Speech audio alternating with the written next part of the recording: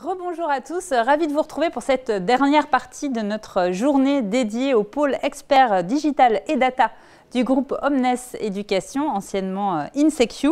Alors là, comme on a pu déjà le découvrir, en fait, l'univers du digital et de la data, ça recouvre finalement un périmètre et un écosystème qui est extrêmement large, avec des types d'entreprises et des types de métiers qui sont extrêmement divers et variés. Mais alors, comment est-ce qu'on fait ces choix ?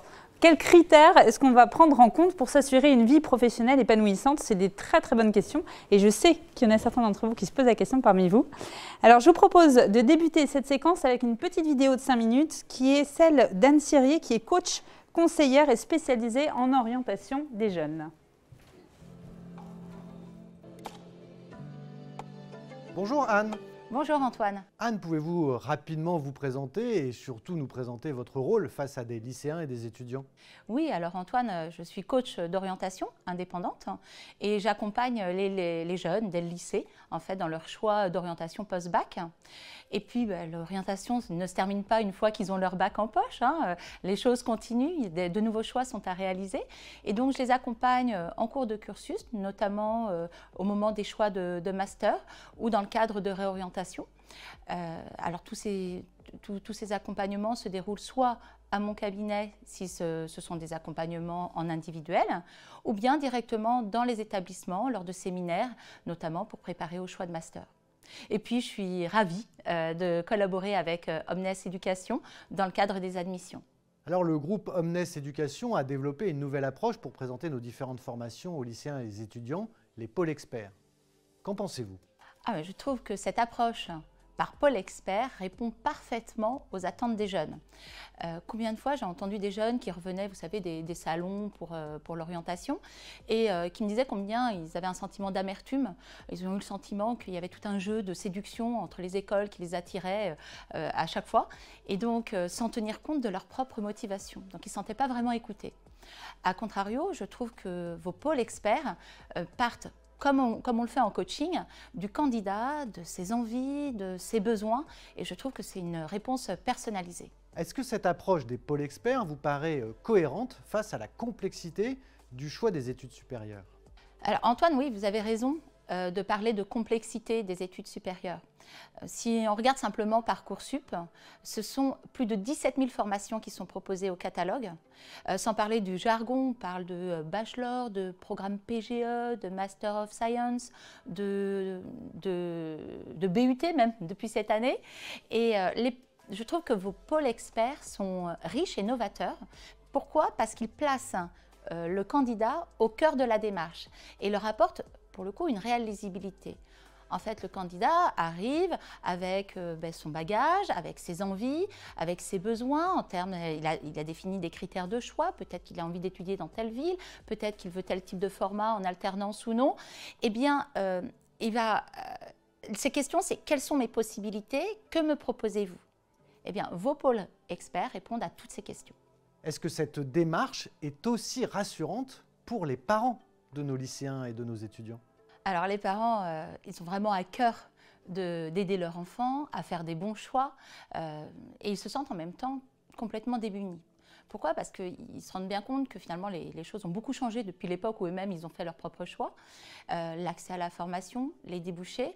Aujourd'hui, on a un Parcoursup qui est assez complexe, on a une offre de formation qui est pléthorique, des passerelles qui n'existaient pas avant, des nouveaux métiers qui émergent.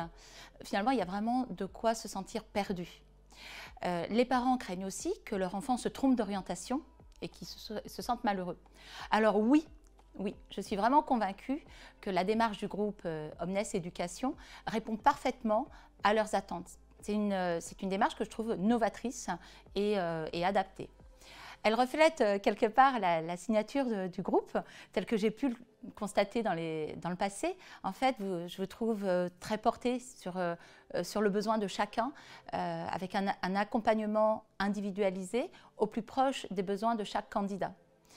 Et puis je trouve que partir de ce qui motive le candidat, que ce soit le digital, le sport ou encore le luxe, eh bien, ça permet aux jeunes de trouver à travers le pôle expert une déclinaison d'offres de formation à l'intérieur du groupe. Anne, en termes de dernière question, pouvez-vous nous donner un exemple d'un lycéen que vous pourriez orienter vers un pôle expert? Alors oui Antoine, je pense à un jeune lycéen que j'ai accompagné récemment. Il est en terminale et il m'a dit qu'il était intéressé par le domaine du digital. Alors c'est un domaine très complexe, hein, très varié aussi et en même temps il n'a pas envie de coder.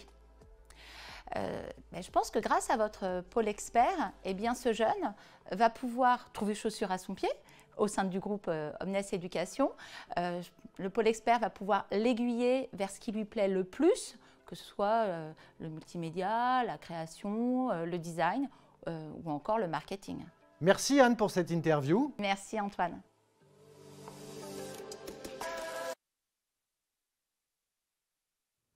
Alors, on est de retour, on va parler orientation. Et François, je crois que pour l'occasion, tu as convié 2 experts du sujet. Oui, 2 experts qui nous font le plaisir d'être avec nous cet après-midi et je les remercie de nouveau. Sonia Benasser, donc, qui est la directrice de ce qu'on appelle le Career Center au sein d'une des écoles du groupe Omnes Éducation, l'école Sub de Pub. Et puis Frédéric Krantz, qui travaille à la Société Générale, cette grande banque française et internationale, et qui est le responsable des data engineers et de tous les domaines data, mais il nous en dira un petit peu plus tout à l'heure. Eh ben, on vous invite à nous rejoindre pour cet échange. Je vous laisse entre de bonnes mains avec François. Voilà, donc. Un petit micro pour chacun d'entre vous. À nous rejoindre autour de cette table ronde qui est virtuelle. Voilà, Sonia.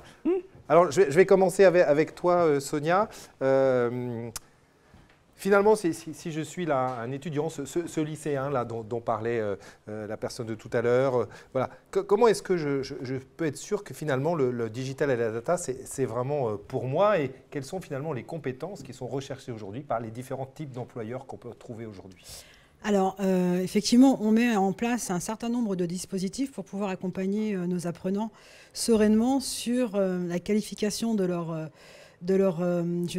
besoins, mais surtout quelles sont les compétences qui sont faites pour moi, que ce soit des compétences qu'on appelle hard ou math skills, hein, ces compétences un peu atypiques, ces compétences également comportementales et émotionnelles qui sont les soft skills qui ont été évoquées aussi tout à l'heure.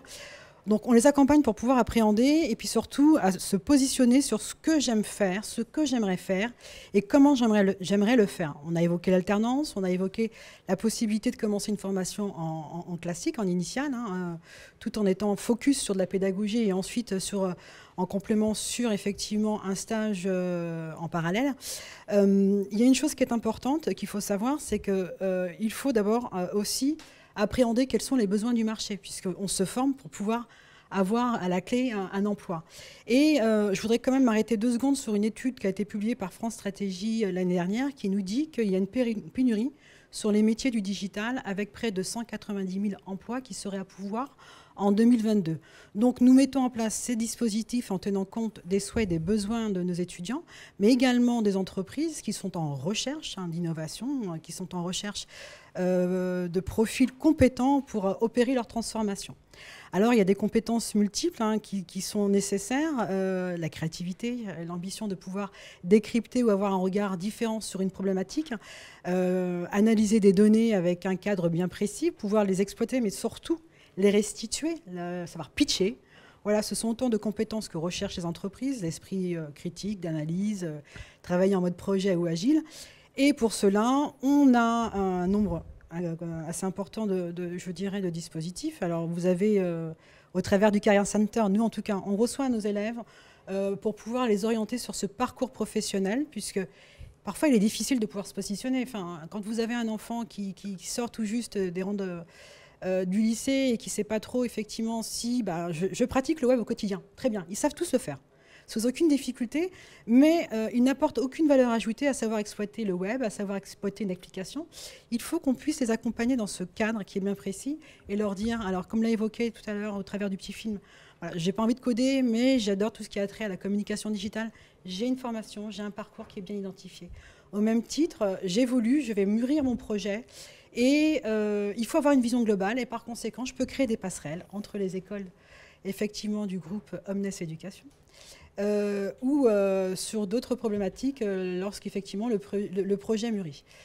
J'ai évoqué effectivement le Career Center, mais on travaille également sur des fiches métiers qu'il est possible de télécharger sur un site sur lequel moi je travaille beaucoup, qui est fichemetier.fr, pour lequel on peut aussi établir des tests de personnalité, qui sont intéressants et qui viennent, je dirais, en amont de nos entretiens pour accompagner sereinement sur ce parcours nos étudiants. Alors, tu as parlé des hard skills, des compétences métiers un peu fortes, pardon, et des soft skills. Finalement, quelle serait cette compétence douce, cette soft skill un peu la plus prégnante de ton point de vue pour travailler et puis, je dirais, pour être heureux dans ce métier ou dans ces métiers du digital et de la data? Ça serait quoi cette soft skill un peu particulière qu'il faudrait avoir? Alors, à mon sens, c'est d'abord la curiosité intellectuelle.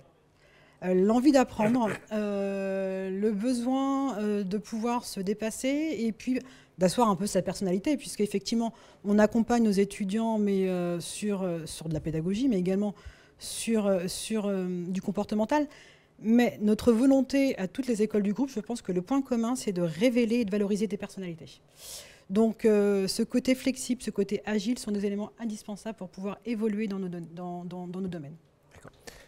Parce qu'effectivement, on l'a dit au cours de cette journée, ça bouge beaucoup, ce domaine-là. Donc, comment est-ce qu'il faut se préparer à ces changements finalement qu'on pourrait dire presque incessants? On sort d'école et finalement, ce qu'on a appris, c'est déjà démodé. Et comment est-ce qu'on fait pour en permanence se tenir, je dirais, à jour un petit peu de tout ce qu'on a appris et de tout ce qu'on doit apprendre de nouveau?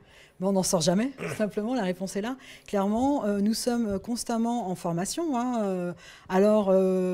Nous, on fait quand même le pari de l'alternance, puisqu'on devient très très vite opérationnel. Et puis ça permet aussi aux entreprises d'intégrer sereinement un futur collaborateur. Et puis à l'issue effectivement de ce parcours en plusieurs années, donc 5 ans généralement pour l'ensemble des écoles du groupe, on trouve très très rapidement un job. Voilà, on a un taux d'insertion qui est assez rapide dans les 6 mois qui suivent la sortie de l'école. Mais effectivement, lorsque vous apprenez quelque chose aujourd'hui, il devient très vite obsolète, puisque dans nos métiers, ça va très très vite. Cette curiosité intellectuelle et cette créativité va vous permettre de constamment d'améliorer votre savoir et puis également votre savoir-être tout simplement. Donc le recours à la formation exécutive, et là pour cela il y a des dispositifs qui interviennent, votre compte formation qui va venir compléter votre savoir. Donc on est ce qu'on appelle maintenant des RED ou des up skills justement, qui viennent compléter les soft skills et les hard skills que vous avez appris durant vos années formatives. Donc se mettre dans cette dynamique finalement de changement permanent dans les entreprises dans lesquelles on va travailler. Alors je suis étudiant, donc voilà, c'est bon, j'ai compris, moi ma passion c'est le digital et la data, je pense que j'ai les compétences j'ai les qualités mais pour préciser mon projet, qu'est-ce que je peux faire? Alors, plusieurs possibilités. On a différents services qui interviennent. On a les journées portes ouvertes, donc les services des admissions, qui viennent accompagner effectivement nos étudiants sur ce que je peux faire, ce que j'aime faire, ce que je peux faire et comment je peux le faire. Donc là, on oriente, on accompagne, et puis les tests que l'on met en place vont permettre de finaliser un peu ce projet. Ensuite, dès lors qu'ils sont admis, nous avons le Career Center qui vient tout de suite derrière en renfort, avant même qu'ils aient commencé leur formation, pour pouvoir effectivement affiner ce projet professionnel, qui est aussi un projet qui est porté par nos entreprises. Pour voir s'il n'y a pas eu un défaut d'orientation, nous avons pour ambition de mettre en place un forum orientation qui est dédié pour effectivement être sûr que ce projet soit adéquat, conforme en tout cas aux souhaits, aux attentes de nos étudiants et également des prérequis des formations, parce que c'est important de le signaler. Et puis, il y a le service pédagogique qui intervient sur des entretiens individuels. On a sur l'ensemble des sites, et y compris sur le site effectivement digital et data, un parcours qui peut se dessiner en fonction de nos appétences, puisque je fais des choix en fonction de mes envies, qui m'orientent sur un univers qui est plus tech, plus com ou créa. Et ça, c'est important de pouvoir effectivement avoir ce cheminement. Et au-delà de tout ça, il y a aussi votre propre recherche en tant qu'étudiant, parce que vous portez la responsabilité de cet avenir qui est le vôtre, et vous pouvez effectivement mettre en place une veille sur les sites dédiés aux magazines spécialisés en la matière. J'ai évoqué tout à l'heure fichemetier.fr, il y a également l'ONICEP, il y a Studirama, il y a l'étudiant, le Parisien étudiant, avec des éléments qui sont assez intéressants. Et puis, parfois, il est préférable d'échanger avec ses pairs. Voilà. Donc, on a mis en place dans l'ensemble des écoles du groupe des ambassadeurs qui peuvent vous accompagner sur les cursus pour échanger avec vous sur ce qu'ils apprennent au quotidien. Oui, alors je suis étudiant, je suis déjà rentré dans une école du groupe, imaginons, Sub de Pub par exemple, je suis dans les premières années. Et puis on me dit, oui, vous êtes dans un groupe, Omnes Éducation, qui a plus de 150 000 alumni, les fameux alumni, les anciens élèves. Mais moi, j'ai 19, 20, 21 ans. Comment je fais pour contacter ces gens-là qui ont 5, 10, 15 ans d'expérience? Qu'est-ce que tu conseillerais finalement à un étudiant qui est déjà en études chez nous pour lui permettre de contacter des anciens élèves pour prendre des conseils finalement? Alors, on a plusieurs solutions en cet effet. On met en place des conférences thématiques, notamment avec nos alumni, pour pouvoir échanger, et puis également avec les professeurs référents qui interviennent beaucoup sur ce parcours. Donc c'est une première possibilité. Sinon, nous avons ce qu'on appelle l'annuaire des anciens. Au-delà de LinkedIn, qui est aussi une plateforme intéressante, on a un annuaire des anciens qui vous permettre de pouvoir échanger avec eux, de rentrer en contact. Et au-delà de conforter un parcours, c'est aussi chercher une alternance, un stage. Donc c'est du networking, il ne faut pas l'oublier. Donc il faut oser, quoi. Il ne faut pas avoir de complexe, il faut y aller. Même si on est un jeune étudiant ou une jeune étudiante, on peut y aller et contacter quelqu'un. Complètement. D'accord. J'encourage même d'ailleurs. D'accord. Voilà. Alors, on a préparé effectivement cette intervention. On a échangé sur un point qui me semblait très intéressant et dont on ne parle pas forcément beaucoup. C'est effectivement la fonction publique, les collectivités publiques en général, les administrations centrales, etc., qui sont effectivement en pleine transformation. Est-ce que tu pourrais nous en dire quelques mots? Et finalement, quels sont les besoins? Parce qu'il y a aussi des jeunes qui ont envie de travailler pour le public, pour les collectivités, les mairies, les régions, les départements, les ministères, etc. Pour ces métiers du digital et la data, comment ça se passe? Alors, c'est vrai, on en parle très peu, malheureusement, et j'encourage nos alternants, enfin en tout cas nos apprenants, à s'orienter également à la fois sur de la pédagogie qui est dédiée à ces fonctions-là, mais surtout à se positionner sur du stage et sur l'alternance. Les fonctions, enfin en tout cas les collectivités territoriales, les ministères recrutent énormément, puisqu'elles opèrent également leur mue, en même titre que les entreprises le font. Aujourd'hui, le citoyen que nous sommes avons besoin de proximité, de rapidité dans l'exécution des tâches, en tout cas surtout dans la dématérialisation des démarches qui sont celles du passeport, peu importe, ou des cartes d'identité nationale. Nous voulons faire les choses très rapidement et via le net, puisque la crise sanitaire nous a obligés à opérer cette transformation digitale. On a le gouvernement qui s'est positionné sur un plan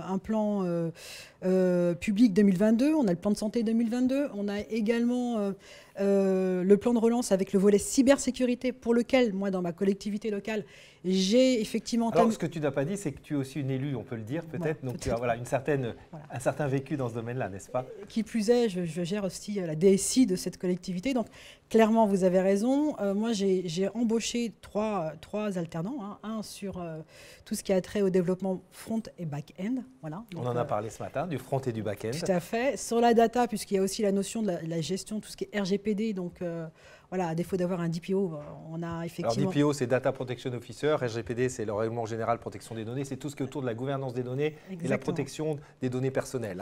Et puis, une chef de projet dédiée effectivement sur différents projets de transformation digitale.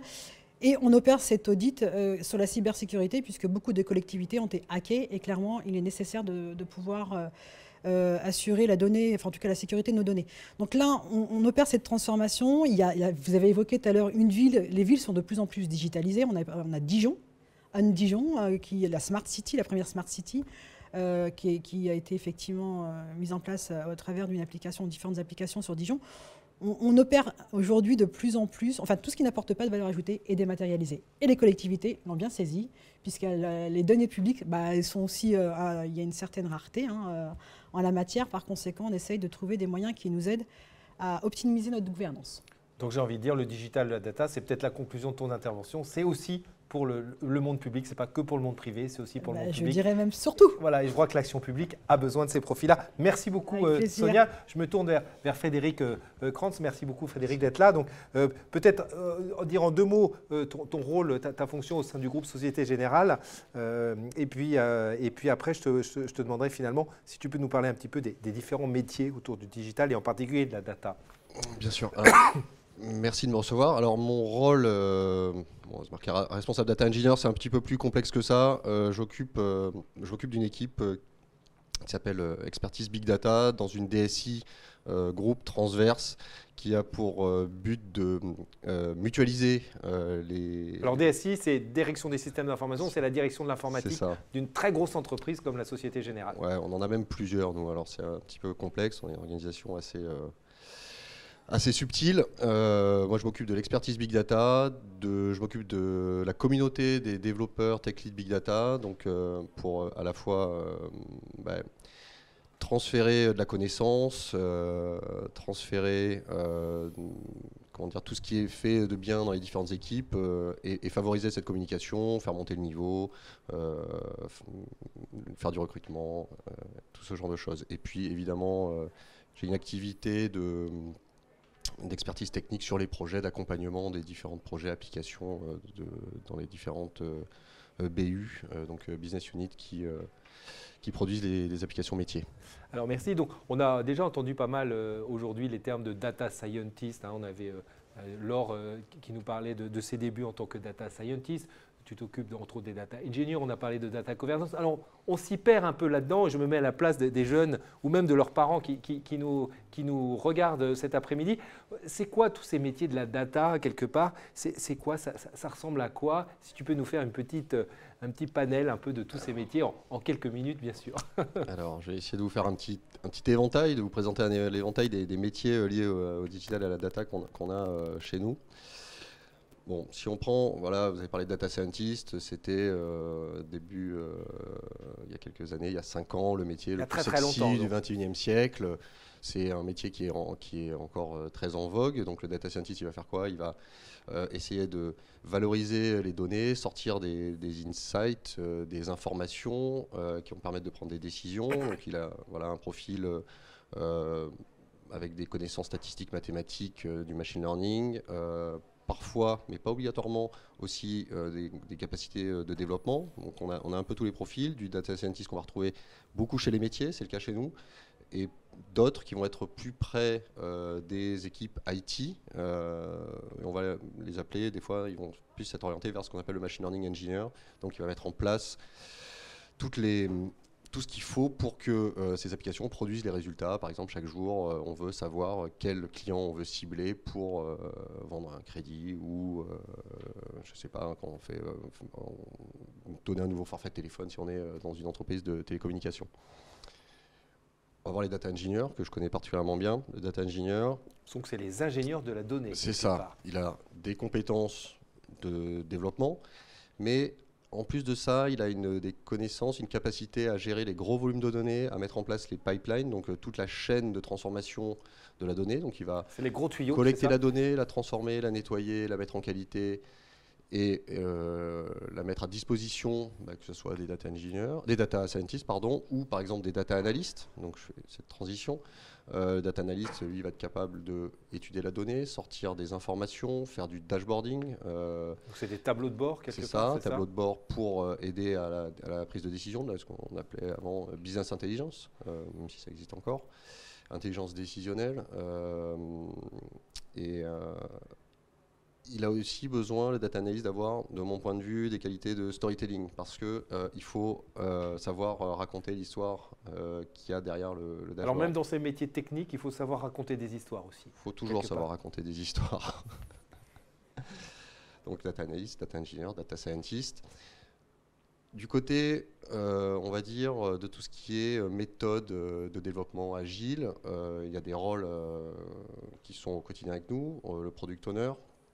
Donc c'est la personne qui finalement va faire le lien entre le métier et l'équipe de développement, qui va interpréter les besoins, les transformer en des user stories, donc l'expression de besoin on va dire, pour que les développeurs, data engineers ou data scientists sachent ce qu'ils doivent développer. Les Agile Masters ou Scrum Masters, donc ça ce sont un peu les chefs d'orchestre de cette équipe. Donc ils vont mettre en rythme et en tous ces deliveries, enfin ces sprints, pour que le produit soit conforme à ce qu'on attend. Donc c'est sportif, on est un peu dans le domaine du sport, hein, finalement, peu, des petites équipes. Et, c'est ça, c'est très agile, agilité, réaction. On développe vraiment en continu avec le métier pour ne pas se tromper, que le produit final soit conforme à ce qui est attendu. À côté de ça, dans une grande structure comme la nôtre, il y a tout ce que vous avez cité, donc les problèmes de gouvernance, de data gouvernance, data management. On collecte beaucoup de données, il faut les ranger, il faut qu'elles soient bien rangées, qu'on sache ce qu'on en fait, qu'on protège évidemment les données de nos clients et nos propres données. Donc ça fait intervenir des data architectes qui vont très bien connaître le métier pour modéliser, faire les modèles de données adéquates avec le métier et qui sont utilisables par les gens de l'IT. On va voir tout ce qui va être je ne vais pas prendre des termes compliqués, mais tous les gens qui travaillent donc sur la data gouvernance. Comment on range nos données, comment on les urbanise, comment on a des grandes infrastructures de stockage, on a des différentes couches de stockage et comment on sait retrouver sa donnée et comment on la traite. Donc data gouvernance, data management, voilà, c'est le cycle de vie de la donnée. À quel moment, voilà, pour les RGPD, à un moment il faut des fois effacer les données. Est-ce qu'on va les conserver, pas les conserver? On a tout ce qui va concerner la cybersécurité qui est en train de monter de manière assez prégnante. Voilà, il y a beaucoup d'attaques, donc il faut s'en prémunir. Il faut savoir à quoi on peut être confronté. Et donc et dans la cybersécurité, on va retrouver d'autres métiers comme les data scientists qui peuvent être spécialisés dans ce domaine-là, par exemple. Donc on voit effectivement une multitude de métiers. J'ai envie de dire, il y a presque des métiers qui s'inventent, qui se créent en permanence. Alors, comment, si je rentre dans une équipe comme ça de la Société Générale, comment au bout de quelques années, je peux évoluer d'un métier à l'autre? C'est-à-dire, est-ce que c'est des métiers qu'on peut suivre et puis finalement, autour du digital et de la data, faire plusieurs métiers et évoluer? Peut-être un exemple de parcours comme ça d'un jeune qui va effectivement évoluer sur différentes fonctions. C'est tout à fait exact. C'est notamment des choses sur lesquelles on travaille, sur comment, au cours d'une carrière, on peut passer d'un rôle à un autre. On a des politiques très affirmées sur cette question. Imaginons, on commence comme data engineer, et puis on prend de l'expérience, on prend un peu de recul, on passe technical leader, c'est-à-dire qu'on va être un peu le mentor technique de l'équipe, avoir un peu plus de contact finalement avec les clients, avec le partenaire. Et puis, à un moment, on se dit peut-être que j'ai envie de faire moins de technique, mais ce qui m'intéresse plus, c'est la transformation. Et donc, on peut passer peut-être chef de projet transformation digitale ou product owner, parce qu'on se sent une fibre produit, donc développement produit. Ou bien on peut passer data architecte parce qu'on a acquis une connaissance suffisante du métier et de ce que sont les données du métier et comment ce business y fonctionne, et donc on peut devenir data architecte. Voilà. Il y a un certain nombre de passerelles qui existent, qui sont... Et c'est tous les quoi? C'est au bout de combien de temps je peux évoluer comme ça d'un métier à l'autre, en général, en moyenne, parce que ça dépend des personnes, j'imagine. Je pense qu'il n'y a pas de moyenne. C'est vraiment par rapport à ce qu'on vit au quotidien et que... peut-être qu'au bout d'un certain temps, on trouve un peu moins d'intérêt dans ce qu'on fait et qu'on a envie de voir autre chose. Mais on est encouragé à ça, on a quand même un très bon encadrement ressources humaines. On parlait de la formation, on est en permanence formé, à la fois on a accès à beaucoup de formations, mais aussi évidemment, il faut continuer à faire de la veille. Alors peut-être pour terminer, un peu la même question que j'ai posée à Sonia, c'est quoi ces compétences pas techniques mais un peu soft skills? Alors moi j'espère qu'un jour on trouvera un terme français à ce vilain terme de soft skills que j'aime pas trop, mais ça serait quoi les 2 ou 3 compétences, un peu qualités clés que tu verrais pour exercer ces métiers? Moi, ce que je regarde d'abord, c'est la capacité à travailler en équipe. Évidemment, les francs-tireurs, les individualistes forcenés, c'est très très compliqué à gérer.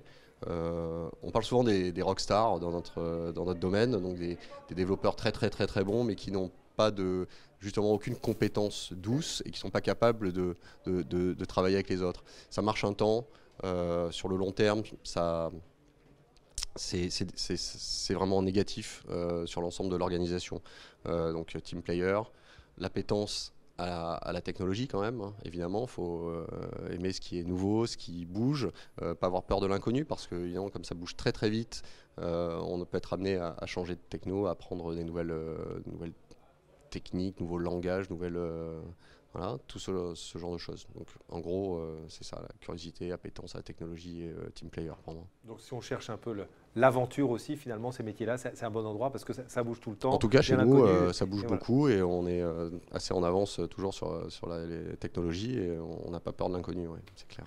Bah, merci Je beaucoup vous en prie. Frédéric, merci Sonia. Merci beaucoup à tous les deux. C'était très intéressant, très enrichissant. On va parler maintenant du groupe Omnes Éducation et du pôle sport et de tout ce qui est proposé en réponse. Digital. Pardon, du pôle digital et data et de tout ce qui est proposé en réponse à tous ces besoins qu'on a pu identifier avec vous. Merci beaucoup à tous les deux d'être venus. À bientôt. Très bien. Où est-ce qu'on peut vous retrouver d'ailleurs? LinkedIn aussi, vous aussi? Tout à fait. LinkedIn, c'est le meilleur endroit. Super, merci, à bientôt. Alors, que propose le pôle digital et data du groupe Omnes Éducation, anciennement InSecu, en réponse à tous ces besoins? Plein de choses, en fait, plein de choses. Donc, on a essayé de vous présenter en 2 planches, 2 pages, l'étendue de ce qu'on propose aujourd'hui. Voilà, donc ce qu'on vous propose, c'est finalement, si votre passion c'est digital et data et que vous souhaitez, je dirais, à terme rejoindre ces métiers-là, et ben par quelle formation chez nous, en tout cas dans le groupe Omnes Éducation, vous pouvez commencer. Alors, tout d'abord, le début après le bac, hein, les premières années, donc c'est ce qu'on appelle le bac plus 3, le bachelor. Avant même le bachelor, on a 2 formations qui sont proposées par Sub de Pub, qui sont nos formations un peu des prépas bachelor ou même une piscine, hein, ce qu'on appelle une piscine. Hein, c'est je dirais, une immersion pendant quelques semaines dans ces métiers de la digital et la data. Donc, avant même de rejoindre votre formation post-bac, vous pouvez décider de vous donner un petit peu le temps de trouver un petit peu votre voie, ce qui vous plaît. Et c'est ce qu'on appelle la prépa bachelor ou bien la piscine. Voilà. Ensuite, vraiment, on est dans la formation après le bac. Donc, première étape, c'est arriver à ce qu'on appelle un bac plus 3. Et aujourd'hui, de plus en plus, les bac plus 3, ça s'appelle les bachelors. Alors, c'est un terme anglo-saxon. On s'aligne finalement avec le monde entier. On appelait ça avant le niveau licence, le niveau L. Hein, c'est le système européen LMD, licence, master, doctorat. Là, on va parler du niveau bachelor, du niveau master. Alors, chez nous, les masters, je vais en parler, ça s'appelle les Master of Science. Et puis après, il y en a un certain nombre qui peuvent aussi même faire un doctorat, faire une thèse de doctorat. Il y a évidemment beaucoup de sujets de thèse dans ce domaine digital et data. Alors, si on regarde aujourd'hui sur les bachelors, en gros, on a plusieurs formations qui vous sont proposées.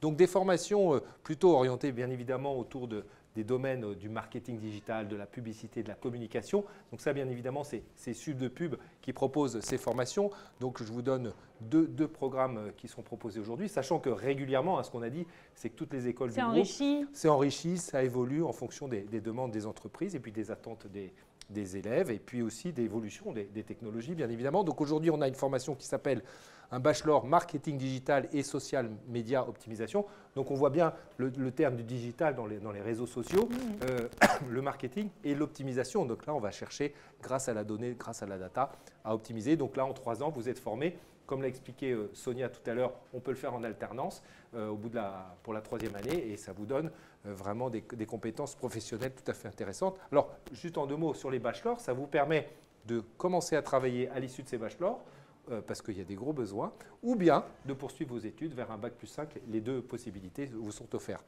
Ensuite, un autre bachelor qui s'intitule chef de projet développement digital et multimédia. Donc, vous voyez, là, c'est assez orienté développement d'applications, de sites web, d'applications mobiles et ce type de solutions. Voilà. Ensuite, si on va plus dans les métiers de la création digitale, aujourd'hui… Les contenus, c'est voilà, là. si vous allez regarder si vous allez au cinéma de temps en temps, je ne sais pas si tu vas au cinéma régulièrement, c'est mon cas, mais maintenant le cinéma c'est massivement digital, les jeux vidéo, on en a parlé aujourd'hui, c'est digital, c'est beaucoup d'informatique, de créativité, et la créativité est facilitée aussi par le digital. Donc notre école Sub de création propose par exemple un bachelor avec 3 spécialités possibles, hein, ce qu'on appelle interaction design, tout ce qui est autour du motion design. Hein. Motion design, c'est faire des petits films animés, hein, des espèces de dessins animés quelque part, qui servent dans la publicité, qui servent dans le cinéma, dans d'autres activités. Et puis bien sûr, les jeux, bien évidemment. Ça sur langue création, créativité, mais je dirais augmentée, facilitée par le digital et la data.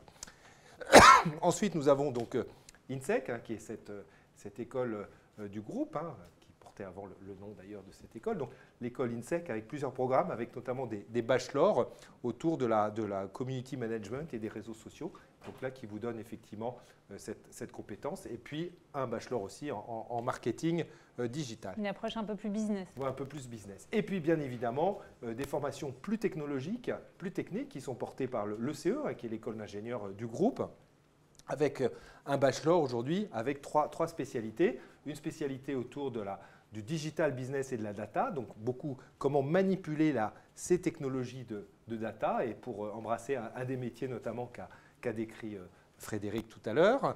Une autre spécialité autour de la cybersécurité, bien évidemment, hein, cybersécurité et réseau. Et je peux vous dire, il y a des besoins absolument phénoménaux aujourd'hui, on en a parlé, y compris pour des profils bachelor. C'est-à-dire, on a beaucoup d'entreprises qui nous disent, et moi qui me disent régulièrement, mais nous avons besoin de recruter des bons Bac+3, des bons bachelors en cybersécurité, parce que vous inquiétez pas, il y a du boulot. Et puis après, on les fait progresser, on continue à les former, etc. Et puis, troisième spécialité, c'est ce qu'on appelle le développement logiciel, le développement web et mobile. Donc, vous voyez déjà, pour aller vers une première étape Bac+3, vous avez un choix quand même une grande variété assez important dans le groupe. Alors, ensuite, deuxième page. Alors, c'est écrit tout petit, c'est juste pour montrer la variété des formations. Je ne sais pas si on mettra à disposition d'ailleurs ces planches. En tout cas, il y a un site web, hein, comme le disait Sonia, qui s'appelait InSecU Digital et qui va s'appeler bientôt, ou peut-être déjà, Omnes Éducation Digital et Data. Donc là, on va parler plutôt vers un Bac+5. Donc c'est du Bac+4 et du Bac+5, ce qu'on appelle les masters. Alors les masters au sens master universitaire, c'est-à-dire grade de master, qui sont portés par les écoles du groupe qui ont le statut de grande école. Hein, il y en a un certain nombre. Et puis, on a aussi les masters au sens Master of Science et puis les MBA également qu'on propose. Alors, je ne vais pas toutes les lire parce qu'on y passerait l'après-midi, mais je vous laisse en découvrir quelques-uns. Donc, les premiers qui sont portés par Subdepub, vous voyez une variété vraiment très, très riche de formations qui s'enrichit presque chaque jour sur des domaines liés effectivement à la création, à la publicité digitale, au marketing, aux interfaces UX. C'est l'expérience utilisateur, hein, c'est comment concevoir une application, un service le mieux possible sur le digital, parce que si vous avez un site web qui est mal fait, qui est mal conçu… On est les premiers à râler quand on arrive sur un site internet. Donc c'est l'interface utilisateur, la facilité d'utilisation. Hein, le premier acteur de l'e-commerce, Amazon, a fait son succès de l'achat en un clic. Alors, ça paraît simple, mais c'est très pensé tout ça. Voilà, donc nous, on vous forme à ça par ces Masters of Science de Subdepub, par exemple. Et puis, je citerai peut-être le dernier qui est intéressant, c'est Digital Marketing, Innovation et Startup Project, hein, comme ça a été expliqué tout à l'heure par Lionel. Voilà. Ensuite, des formations plus autour de, Frédéric en parlait, du data management. Tout à fait. Donc, des formations plutôt pour être quelque part le manager de la data, hein, sans être on est moins le dans développeur, la technique, mais on est plus dans le management de la data, donc typiquement pour devenir un data governor, le gouverneur de la data dans une entreprise. Eh bien, ce type de Master of Science est tout à fait intéressant. Transformation digitale, là c'est comment piloter des projets qui vont permettre à une entreprise ou une collectivité publique de se transformer grâce au digital.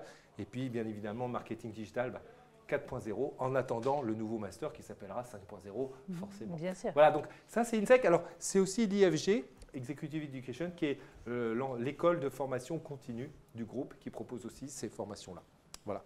Alors l'INSEC, on en parlait tout à l'heure, un certain nombre aussi de formations sur tous ces domaines, très orientés bien évidemment autour du marketing digital, du data marketing, comme on en parlait ce matin avec Laure Debos. Et là, je note par exemple digitalisation bancaire et manager financier. Donc, c'est-à-dire même il y a aussi des spécificités par rapport à des secteurs. Il y a des spécificités sectorielles.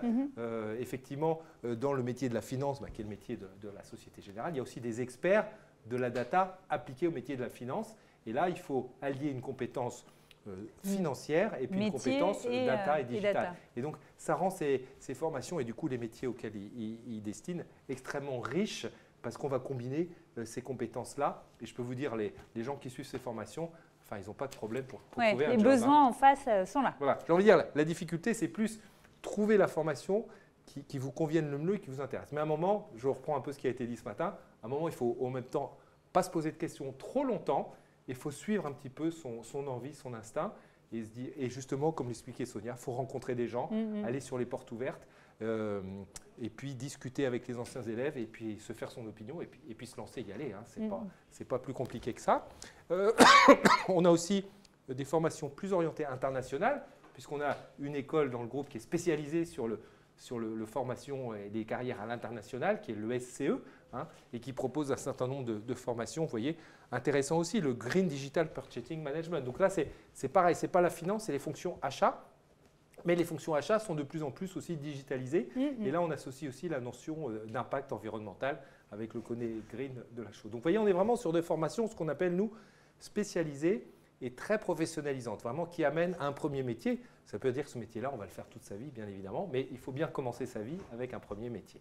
Et puis, effectivement, le CE, hein, donc, qui est l'école d'ingénieurs, donc là, qui forme effectivement dans ce qu'on appelle le programme Grande École d'ingénieurs, qui accueille des étudiants post-bac et qui les accompagne pendant 5 ans vers un diplôme d'ingénieur. Donc vous avez ici, je ne vais pas toutes les lire, l'ensemble des options d'approfondissement qu'on propose, ces différents secteurs ou technologies sur lesquels nos étudiants vont pouvoir quelque part se spécialiser. Et puis on leur propose aussi ces programmes-là, même sans être dans le programme Grande École d'ingénieurs. On peut avoir des étudiants qui viennent de bachelor et qui vont faire un MSc, un Master of Science, en Data Engineering par exemple, qu'on a lancé cette année. Donc vous voyez, il y a le choix. Alors c'est des formations bien évidemment plus techniques, où on manipule beaucoup plus de technologies, mais sans être non plus des cracks en mathématiques, je vous rassure. C'est extrêmement large, divers, varié. Et si on a envie de rentrer dans le détail, on a envie d'avoir plus d'infos, comment est-ce qu'on fait? Je crois qu'il y a, d'une part, il y a effectivement le site InSecu Digital et Data. Vous dites un peu le type de formation que vous voulez faire et puis on va vous orienter. Parce que derrière, toutes ces formations, vous voyez, elles correspondent à des écoles en fait. Ce pôle expert, comme je le disais tout à l'heure, c'est une façon de vous proposer, je dirais, le menu très large qu'on a dans le groupe sous un angle domaine plus que sous un angle école. Mais au final, vous atterrissez dans une école, dans une formation. Alors la formation de l'école, vous allez voir de plus en plus, elle s'articule avec d'autres, bien évidemment. Sinon, vous pouvez aller aussi directement sur les sites des écoles. C'est une autre façon de le faire aussi.